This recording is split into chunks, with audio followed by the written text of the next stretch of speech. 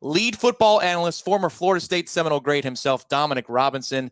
Dominic is back for week 2 of these breakdowns in 2023. D-Rob, how you doing this week? I'm doing phenomenal, man. Obviously coming off a win and headed into a big primetime game, and was really loving digging into Jordan Travis this weekend, and in a little bit last week, and looking at will he make enough throws, because we know he can run the ball, we know he'll make plays in the run game, but I found a lot of really good things, a lot of interesting things in digging into the tape and looking a little bit deeper than just stats. So let's see what the film tells you here about what Jordan is doing well, or what is holding him back from getting to that elite level. We've got the all 22s here once again. This is an amazing thing that Dominic is able to provide for us here on War Chant TV, to watch it as the coaches do. And we've got some themes we're attacking here. So first theme, Dominic, is what today? I called it Jordan's mentality. We could also call it Jordan's conviction, or lack thereof. And essentially what you're going to see in these next 3 or 4 clips is him being late most of the time in the pocket.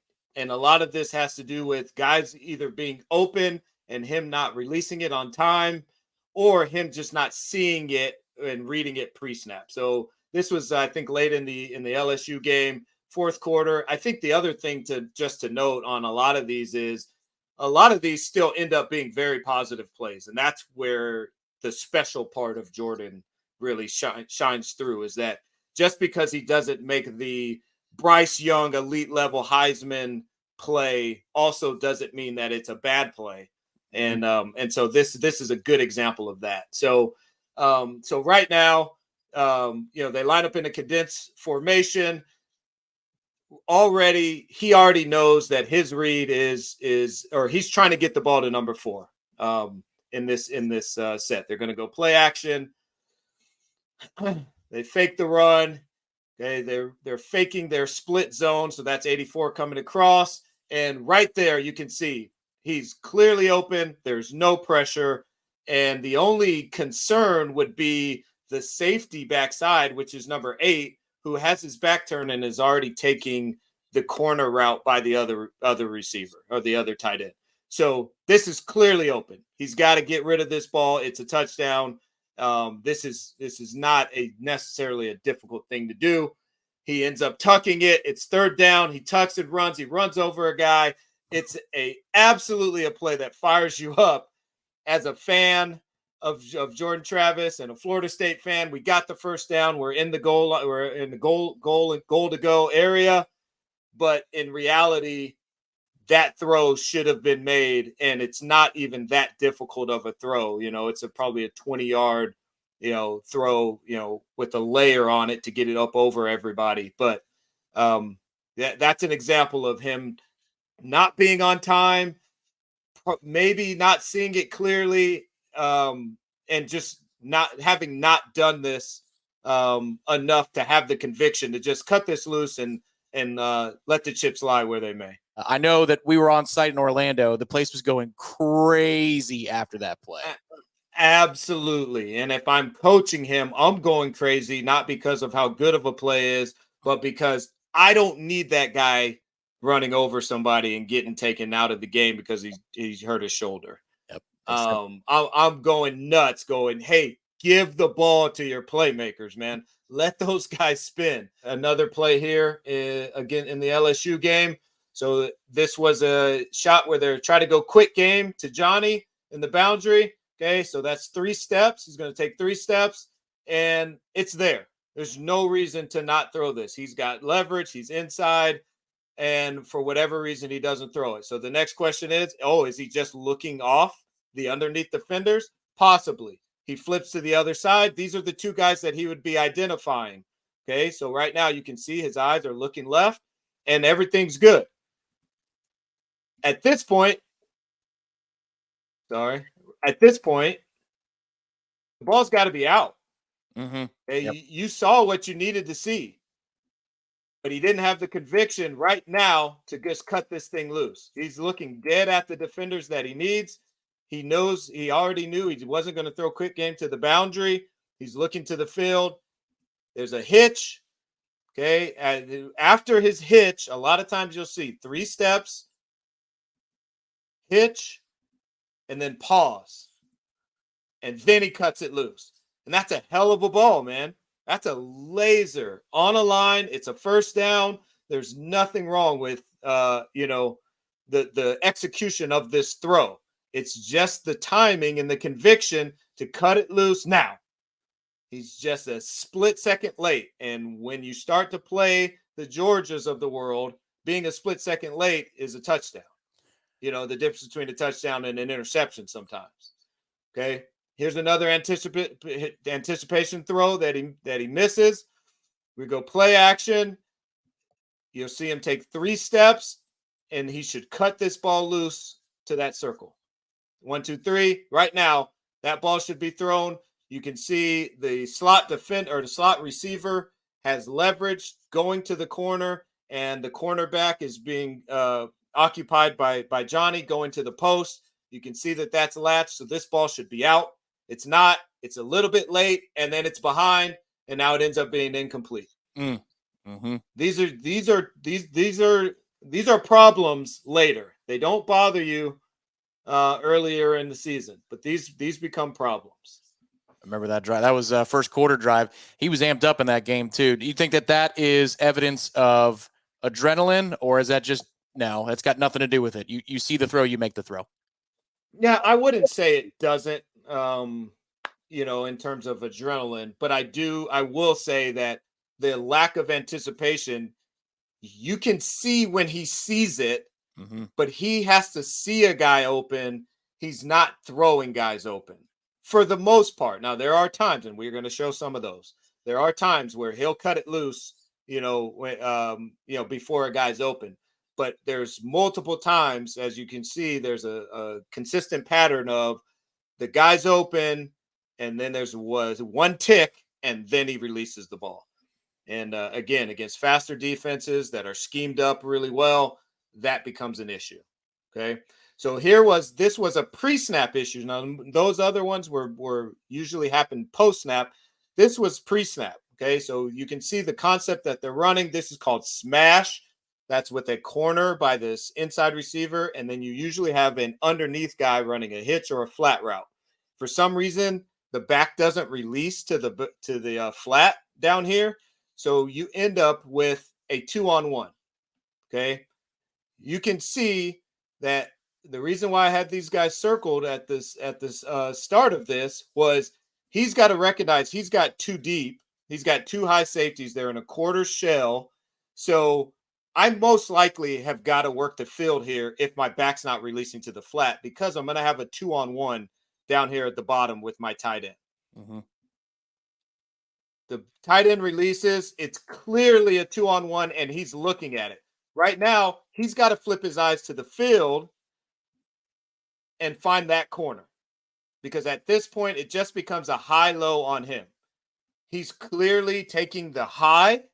So you throw the ball to Johnny right here, and, we live to see another day. And this, again, is the dichotomy of being a Jordan Travis fan and watching Jordan Travis play.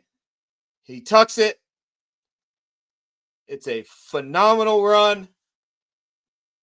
But what happens is these guys got to block for much longer than they're used to blocking. And one of them decides, I'm going to just grab onto this number 38 right here. And that gets called. You get hit in the head, but nobody cares that you got hit in the head, because number 38 got held right here by number 70 out in space where he shouldn't be. And that is the danger of not getting the ball out on time. And all that was not getting it out on time because of the pre-snap read. All right. I do want to follow up with one question, because people ask about this a lot, be it on the boards or social media. A lot of times in our brains, Dominic, you think about a quarterback standing tall and being quiet with his body and maybe his lower half as he's making some of these throws. And then Jordan's motion sometimes has a little bit of a hitch to it. It almost looks like a hop. Now, again, clearly I'm a layman when I'm asking you these questions. What is that evidence of to you? Does that concern you at all as you take a look at his tape with the hitching that he's doing before he's letting go of the ball? So what I saw was exactly what I spoke about earlier, which was either lack of conviction in his pre-snap read, which was the last play. What he saw pre-snap, he didn't believe it. And then post-snap, having to see it to confirm instead of just trusting himself.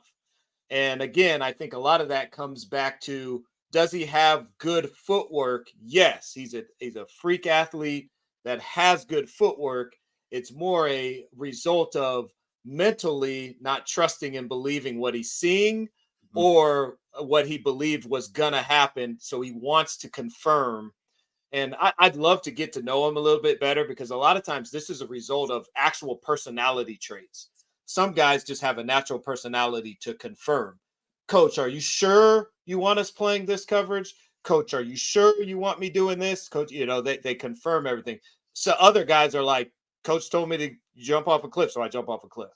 And so Jordan may be that guy. He may be a guy just personality-wise that likes to confirm.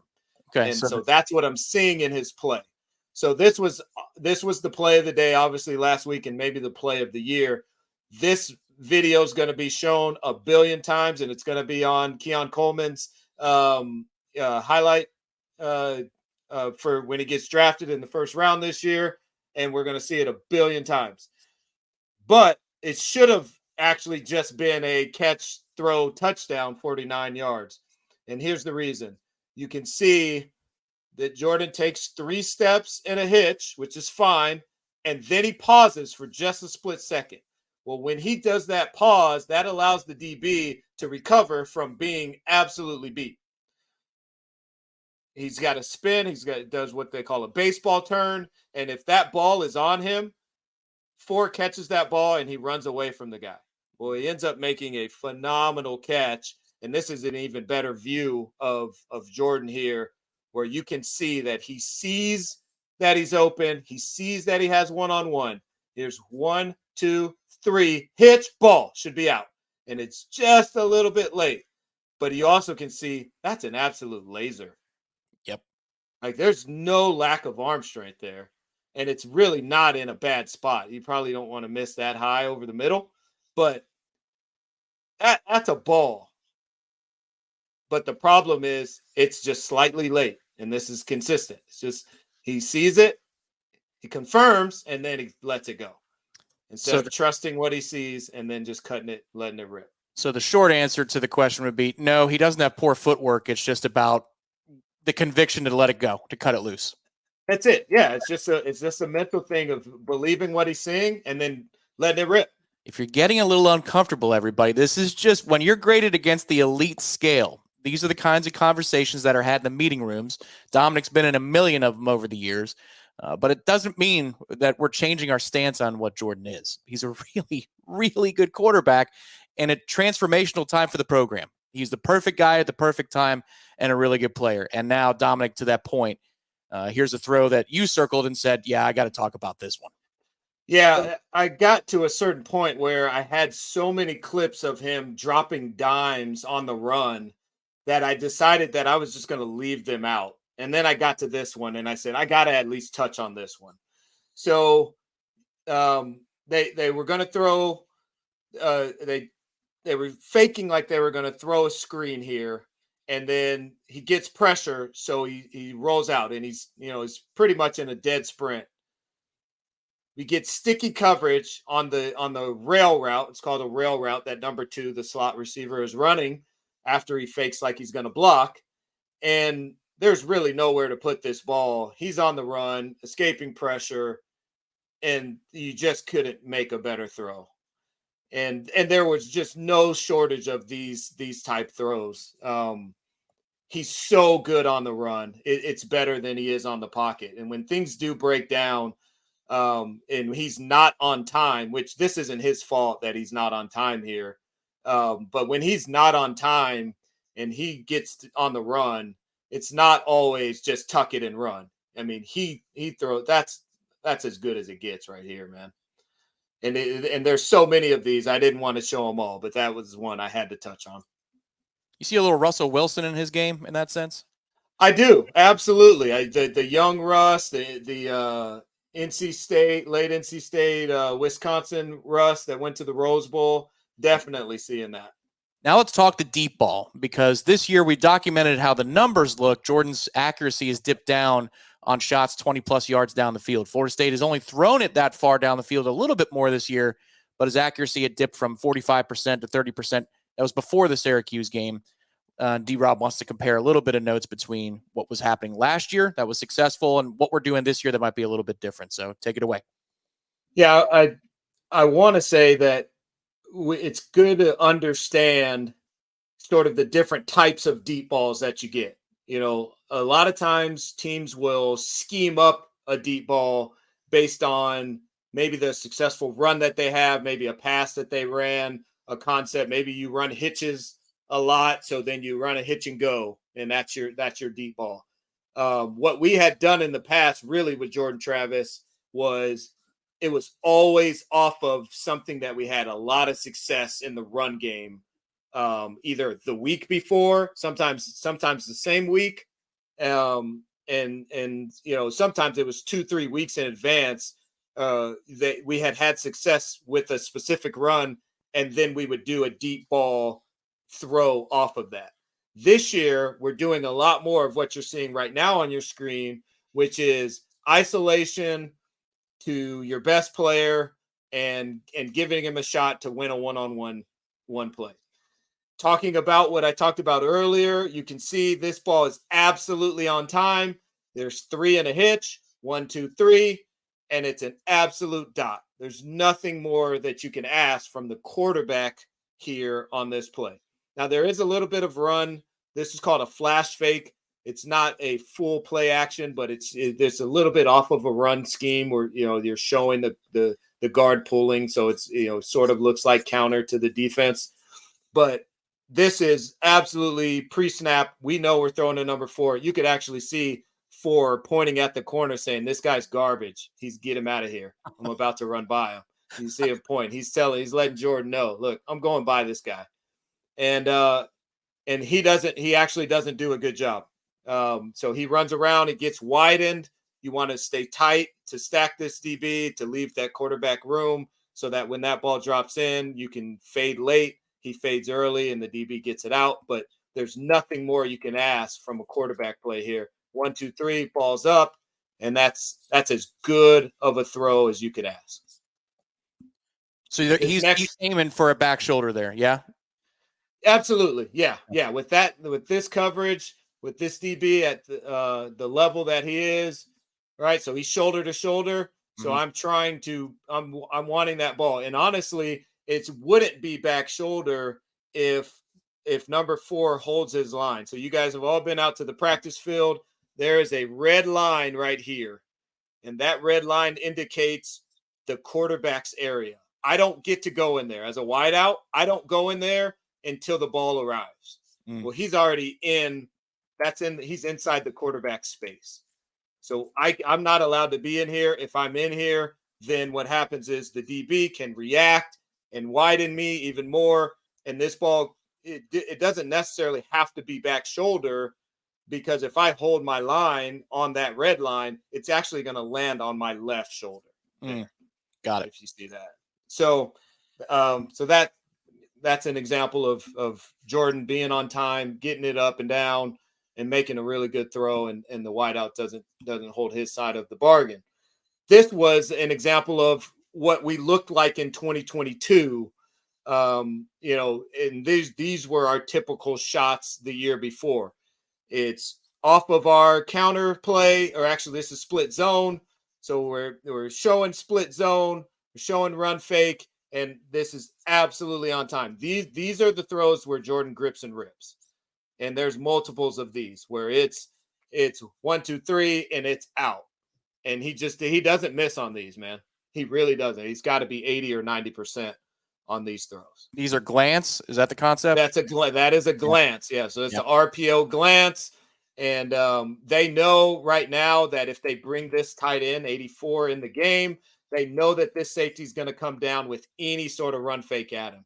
And you'll see that even before the ball snapped, he's already coming down. So Jordan's already knowing, man, I'm gripping and ripping. This is a pre-snap deal that he does very well. Again, going back to what I said earlier, when it's drop back, that's where he seems to over process and need to confirm. When it's off of a predetermined run fake, RPO type style look, he's absolute money, and there's no thought process at all. This is at no point, there's no hitch in any of this. This is absolutely beautiful, and it's a great ball, and it's a great catch by Johnny. Fall forward and first down. This again, so this is the flash fake up front, and you're getting two high safeties, a Tampa 2 look. So the Tampa is the Mike linebacker that's running. So that's this tight end is just trying to beat this defender. Beats him absolutely, and this is where this was one of those misses because there's clearly a pocket, and he just overthrows it, but he's on time, and he makes the right read. It's absolutely the right read. But these are shots that Florida State was not taking a year ago. You know, there's no sort. I mean, although there is a slight run fake, it's just called a flash fake. That's not off of one of our run concepts. You see, those guys are just straight drop back protecting, and he's just straight drop back. And for some reason, that's where he struggles, probably because he hasn't done it a lot. So that's a good example of that. Here again, now this is back to 2023, or sort of the evolution of our offense as the players have gotten better. Here's another example of just taking a one-on-one shot, running 4 verts. There's no run fake. It's just straight drop back, 3 steps and a hitch, and he throws a great ball. I think DB makes a good play on it. But that's another example of the difference between last year. And these are plays that are going to be lower percentage, and that's why his percentage has dropped. But as you can see, and we'll look at, like, Syracuse last week, you take one of those shots and you get 55, 58 yarder, whatever it was, and it's worth it to do that once a quarter. Now, do you think, real quick on that one, that's just predetermined? He likes to look before the snap, because over the middle in that situation, 6 does come open. So he made the decision before the ball snapped that that's where he's going, right? Yes, and the reason is, if I can pull up my trusty pointer here, the reason being that when they're going single safety here, right now, this guy is you're predetermining that guy can guard these 2. Right. Okay. Right. So those guys are in the seams. This guy's here and this guy's here. So, oh shoot, that guy is here. So you're predetermining that this guy is going to midpoint the 2 of these, which means you have your one-on-one out here and out here. Cool. Now, what you will predetermine now, what you'll look at is, does he lean to one side or the other? And then I'll throw that ball, to either this guy or the other guy.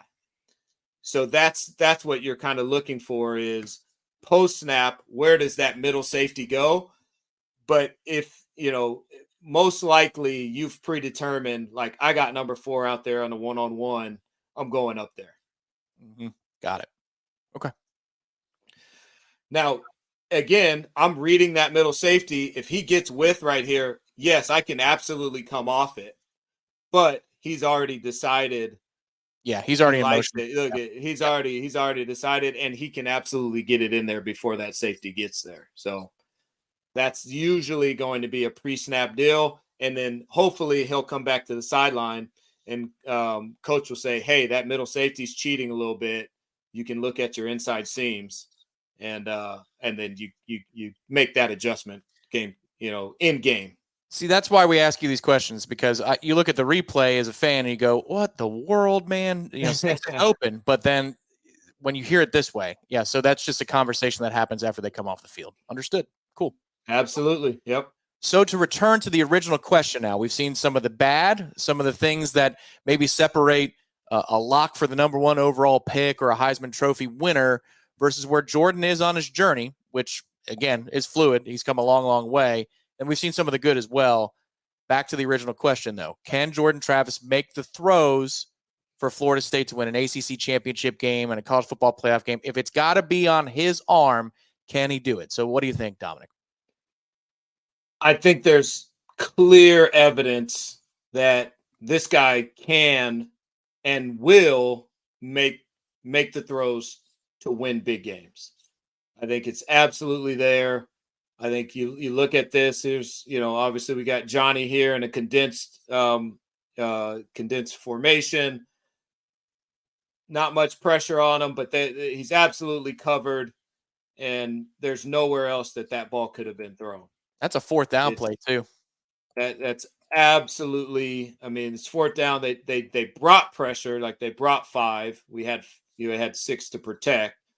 They dropped out that defensive tackle, which is dumb. He's not doing anything. But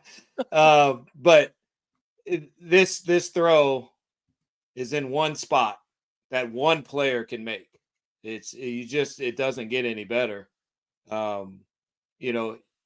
So I think you look at these next couple throws and you go, yeah, man, I want that guy on my team. And these were on back-to-back plays, actually.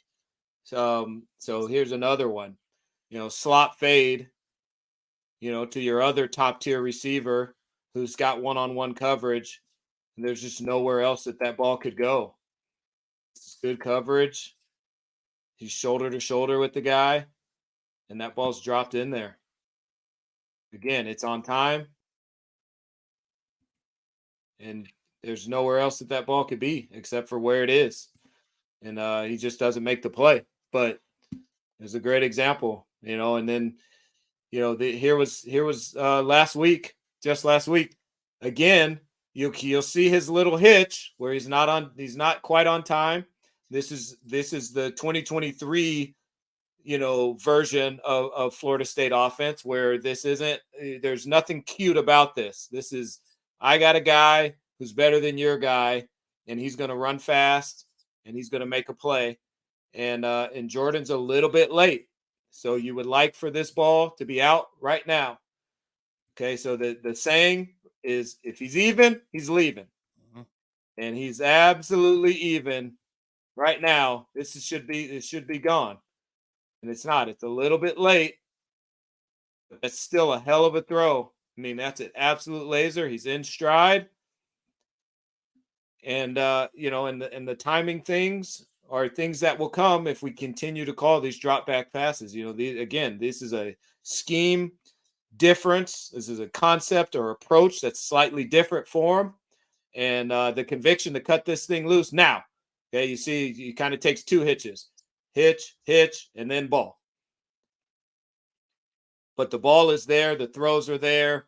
The mentality is there. The growth is there, where he's come from being the 24th ranked quarterback and a running guy that was just going to, play it safe and give us the ball, keep the ball, keep possession of the ball and let the defense play. We're taking shots and he's going to win a game for us. And I believe he can do it, even late into the playoffs and in the ACC championship. So I'll ask you, a wrap-up question in a second, D-Rob, but, you hear this and you've played defensive back and receiver, makeup speed. It's almost like he's got makeup arm strength for if there's an extra hit, he still's got the arm strength to go make the play, even if he's a little late. There's a lot of quarterbacks that's just, they're dead. The moment that they're late, they're dead. And that is absolutely true. And that's what I'm seeing as I dig deeper. And I would say if you do lose a playoff game, it's because at some point you can't rely on that. Mm-hmm. At some point, your timing and your arm strength have to be there when you play the elite level teams. You can do that against Syracuse. You can do that against BC. Hell, maybe you can't do it against Duke this Saturday. We're going to find out. So that's what, what I'm saying. Can he do it?